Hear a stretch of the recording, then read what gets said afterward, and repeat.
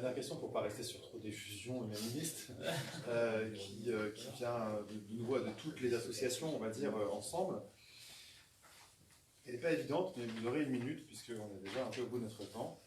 Par quelles mesures politiques, concrètes, locales, imaginez-vous qu'une agglomération de taille moyenne, comme celle de Blois, puisse répondre à une contraction sévère de l'économie? Pour être concret, c'est ce à quoi peut-être on est en train d'assister avec la chute des cours du pétrole là, depuis quelques jours et cette crise du coronavirus. Donc, une vraie contraction de l'économie. Comment est-ce que vous pensez qu'un maire, de la taille de celle de Blois, qu'il soit entrepreneur ou pas, puisse y répondre?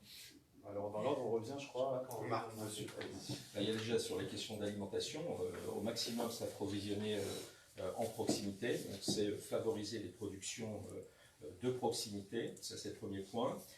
Ensuite, sur les déplacements, parce que les carburants qu'on ne consomme pas, c'est déjà bien pour l'environnement et c'est un gain de pouvoir d'achat, donc développement des transports en commun et des déplacements doux. Et puis ensuite, sur le plan économique, c'est attirer des entreprises qui sont productrices d'emplois non délocalisables. C'est tout le travail sur l'artisanat, nous avons cette chance aussi, avec un futur campus de l'artisanat qui va être à Blois, et puis sur ce que je disais, l'économie nouvelle, donc tout ce qui concerne les usages qu'on doit avoir sur les constructions de bâtiments, sur l'agriculture, pourquoi pas l'agroalimentaire en proximité pour accompagner les productions, et puis sur les énergies renouvelables. C'est aussi un créneau sur lequel on n'est pas assez bon, en France en particulier ici, donc il faut aller plus vite. Je pense que voilà, la réponse essentielle, c'est effectivement la question du localisme et de la proximité. Donc faire fonctionner la production locale, que ce soit au niveau de l'artisanat, que ce soit au niveau de l'alimentation, que ce soit au niveau des entreprises locales, pour vraiment retrouver un cercle vertueux. Aujourd'hui, consommer local, consommer près de chez soi, accéder aussi à la santé près de chez soi, c'est toute une vision aujourd'hui de relocalisation. Et cette crise du coronavirus, justement, elle met aujourd'hui tout le monde en question. Bah oui, on dépend tellement de la Chine qu'aujourd'hui c'est le chaos général et tout le monde repense à relocaliser justement notre production. Et aujourd'hui, il faut réfléchir comme ça. On a besoin de relocaliser, de faire de la proximité. Nous, on veut notamment dans tout ce qui est appel d'offres favoriser les entreprises locales.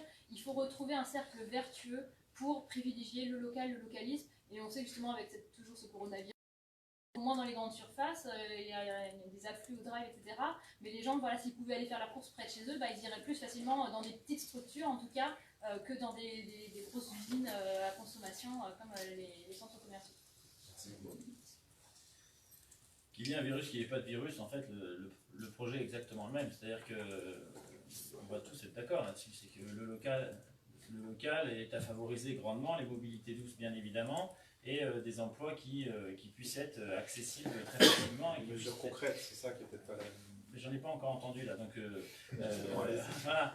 Donc finalement, une mesure très très concrète, si vous voulez, par exemple, la préemption sur les commerces de centre-ville pour remettre ce qu'il n'y a plus, boucher, charcutier, boulanger, puisqu'il y a un grand feuillet encore qui se construit, qui va épuiser tous les petits boulangers du cœur de ville, remettre de l'habitant en cœur de ville, en là encore ayant une gestion très dynamique du patrimoine, en stimulant le retour des habitants pour qu'ils puissent consommer en local. Il est là l'enjeu, il est refaire vivre le cœur de ville.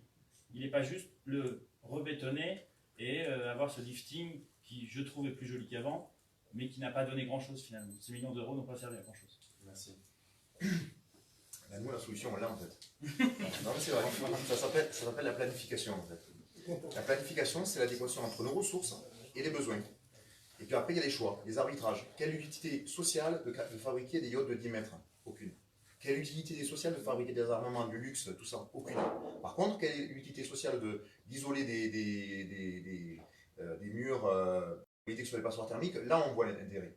Parce que je veux dire, on prend l'option socialisme, soit socialisme au sens noble, je suis de personne, au sens noble, soit c'est la barbarie. Autant de moi, c'est socialisme ou barbarie, c'est effectivement une réplique de Rosa Luxembourg. Voilà. Et encore 8 secondes. Ah, il y a encore 8 secondes. Non, il n'y a pas eu des artisans locaux, une OL maraîcher qui est prévue, dans en plein centre, presque 12. À la bouillie, avoir des ventes de produits sur terre, j'en parlais tout à l'heure, un vrai parc floral au niveau du carré Saint-Vincent, des boutiques éphémères, mais avec contribution, parce que les autres payent, et je pense qu'il y a un minimum à pouvoir donner. Après, ce qu'on est en train de se dire là, c'est l'éthique de la permaculture. Je vous lis juste ce que j'ai pu écrire. L'idée est d'atteindre une société moins dépendante des systèmes industriels de production et de distribution. Donc là, on est en plein au cœur de ce qu'on est en train de se dire depuis le début. Là, il n'y a pas de blabla. Par contre, il y a peut-être une citation que je peux vous lire. C'est Sénèque. Ce n'est pas parce que les choses sont difficiles que nous n'osons pas, c'est parce que nous n'osons pas qu'elles sont difficiles. Autrement, ça peut peut-être vous parler.